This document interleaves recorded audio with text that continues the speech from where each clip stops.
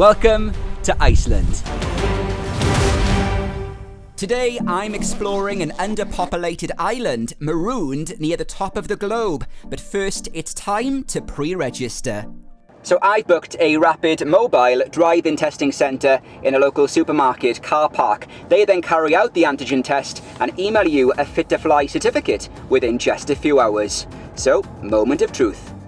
The negative PCR or antigen test must have been taken within 72 hours before landing. So with the formalities done, it's time to discover a large rock in the middle of the Atlantic.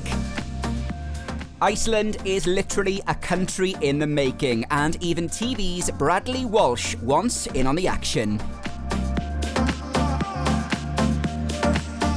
Arriving into Iceland's vibrant capital, Reykjavik, we've chosen to stay at Hotel Klettur, just a short walk to the colourful culture, nightlife, and a short drive away from the endless fun and adventure. Well, the seasons here in Iceland are pretty strange. In the summer months, you'll get nearly 24 hours of daylight. But come winter, I'm here in late November, it's a very different story. Darkness starts around 4 in the afternoon, and sunrise doesn't begin until gone 10 a.m. But hopefully, that means we get to see the Northern Lights. Now, Iceland doesn't just have a reputation for its natural wonders, it also ranks the third most expensive country in the world. The food here is entirely inspired by the ingredients Icelanders have around them. So from lamb to fermented shark and minke whale, in my opinion, it's worth sampling a local tasting menu. But if you are dining out, don't be surprised to pay over £84 for a bottle of wine and over £15 a pint. Yep, this land of fire and ice is also the land of steep prices. So the sale of alcohol in Iceland is strictly controlled. In fact, beer was only made legal in the late 80s. So if you want a night on the tiles that's not going to cost you a fortune, you need to head to the government-owned off-licenses, a Vinbudin, which apparently is a lot cheaper. Well, on to our first full day in this supercharged, crisp, clean air. So it's just gone 10 a.m. in Reykjavik, it's beginning to get light and it's pretty cold. Today is just 1 degree, but with the chill factor, it feels a bit more like -2 or -3. So I've got my 7 layers on already, because today we're off to check out what was an active volcano that burst into life just a few months ago for the first time in 6,000 years. But it's been dormant for a little while, so today let's go trek at the side of a volcano. This cinematic and otherworldly landscape also makes Iceland the perfect backdrop for Hollywood filmmakers, and our first stop brings us to the geothermal area in the Reykjanes Peninsula. Woohoo! It's here you'll discover mud pools filled with boiling water. So the heat is incredible, you can smell that sulphur, the rotten eggs, and they reckon since the year 1500, a third of the world's entire lava flow comes out of these very volcanoes right here in Iceland. But at nearly 100 degrees Celsius, don't be tempted to do the obvious. Next up, it's a short drive to the Gelding Adalia Valley to check out the angry outburst, a volcanic eruption earlier this year, which is still cooling. The Fagriastvialtar volcano stepped into the spotlight on Friday, March 19th. After a swarm of more than 30,000 earthquakes shook southwest Iceland, this volcano burst open, surprising both walkers and volcanologists. And the lava has only just stopped gushing out. Well, I still can't believe I'm standing on what was an active lava flow just a few weeks ago. It came from a crater high above the mountain at some 1,600 degrees and 13 miles into the earth. And it's left behind a solidified lava field, which is still so hot, the heat continues to escape.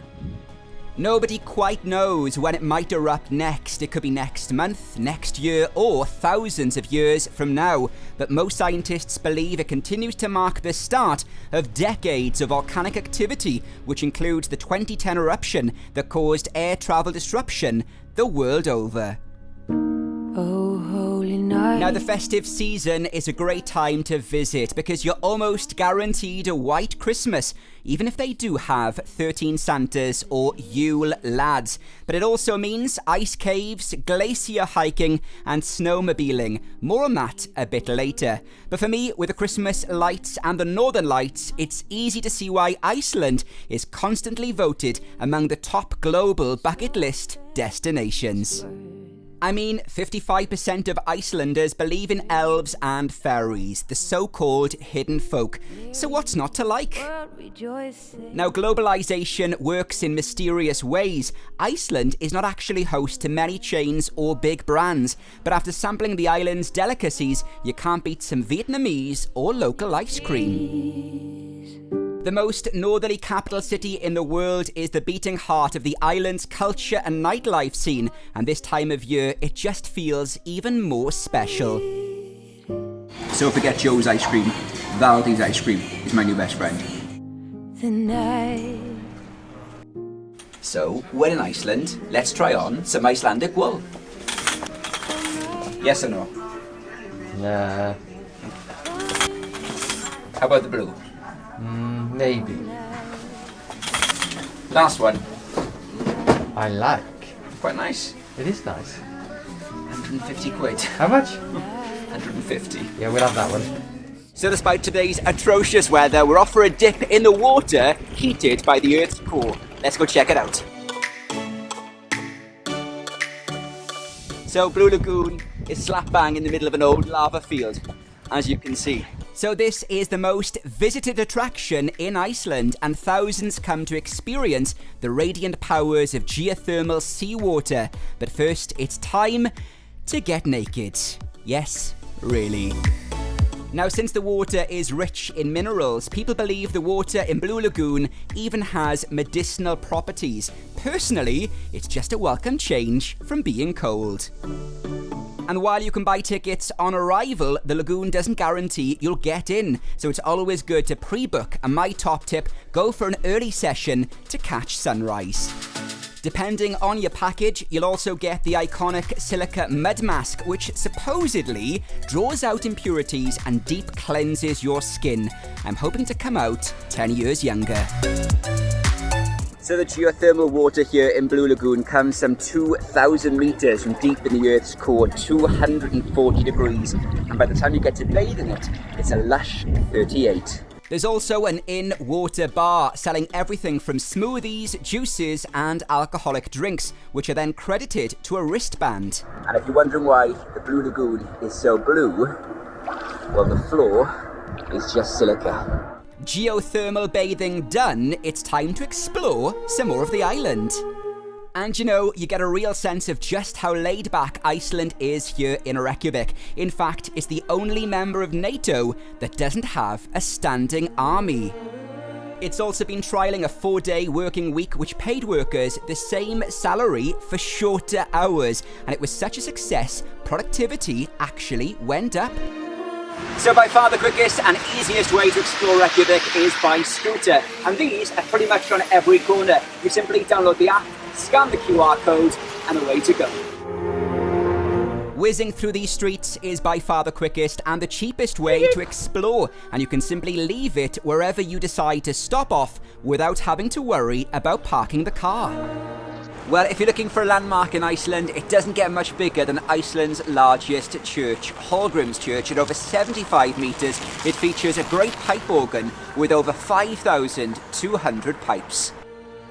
Now, please do like and subscribe if you're enjoying the vlog so far, and don't forget to give a thumbs up.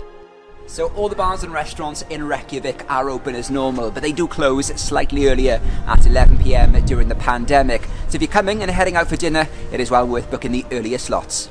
So on the final day, we're checking out the Golden Circle, which sounds a bit like some sort of special magician's club, but it's actually a region just 30 miles east of Reykjavik. Well, you get picked up from your hotel by a small minibus that brings you here to the nearby bus terminal, and from here, larger coaches take you to the nearby attractions. Now, the bus trip was part of the package, but when I come back, I'll certainly look to hire a car, as you do lose some valuable time waiting for transport, especially with such little daylight during the day. After a short drive along the most popular tourist route in the country, we're checking out the only UNESCO World Heritage Site on the Icelandic mainland.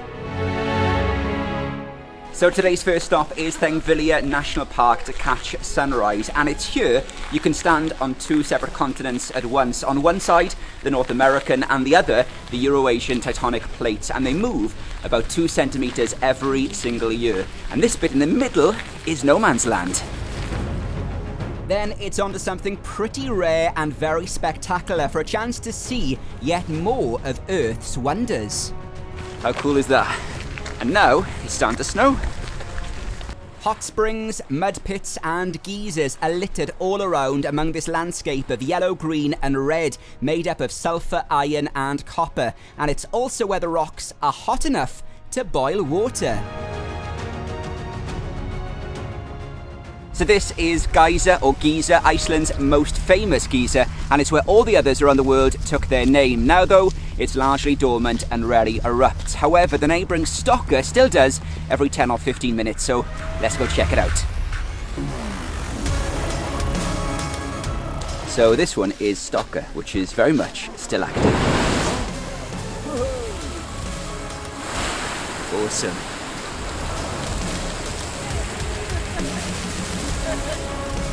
Wow. From there, there's yet another dramatic display of nature's raw power.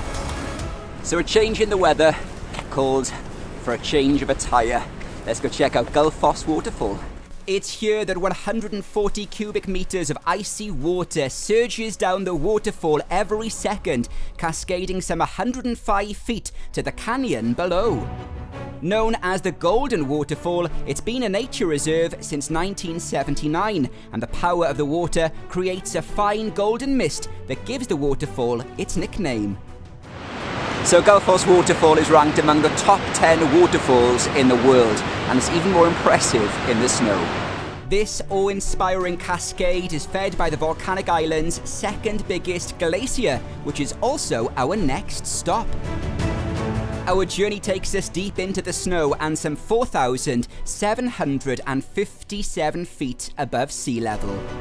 So with over 11% of Iceland covered in ice, glaciers are one of its chief characteristics, but there's only one way to explore. So let's get out of these and into these. This unforgettable afternoon will soon mean you're zooming around on the snowy slopes of this huge glacier, but with the minus 15 degree temperature, you might want to add an extra layer or two for good measure. Stopping halfway, you get a real sense of the isolation, the cold, and the incredible landscape, which you might think gave Iceland its name. But actually, it's a bit more complicated than that, and comes down to a Norseman from 870 AD. Before that, it was known as Snowland, a name just as fitting given today's conditions. So cold. With daylight disappearing quickly once again, it's time to get back to the snow base and onto the giant 4x4 trucks that take you back down the mountain. A journey itself just as breathtaking.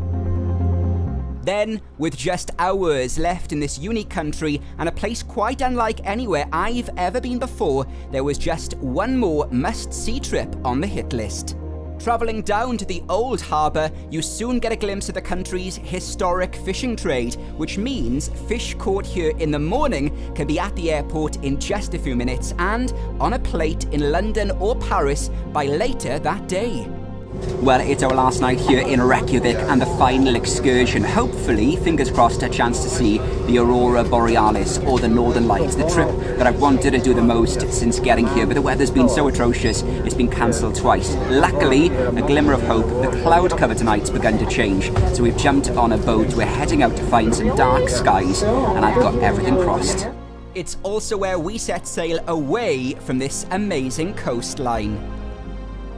Leaving the capital behind us, something spectacular begins to emerge over the next 2 hours with a clearing of the clouds, the Northern Lights.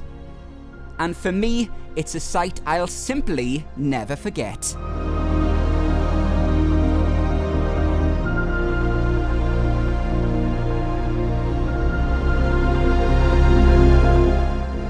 Well, I may be freezing cold, but that was epic. Well, the last 4 days have flown and it leaves me wanting more of Iceland's amazing landscape. So after my return day 2 test, I'm already planning a return to Iceland. Until next time, bless.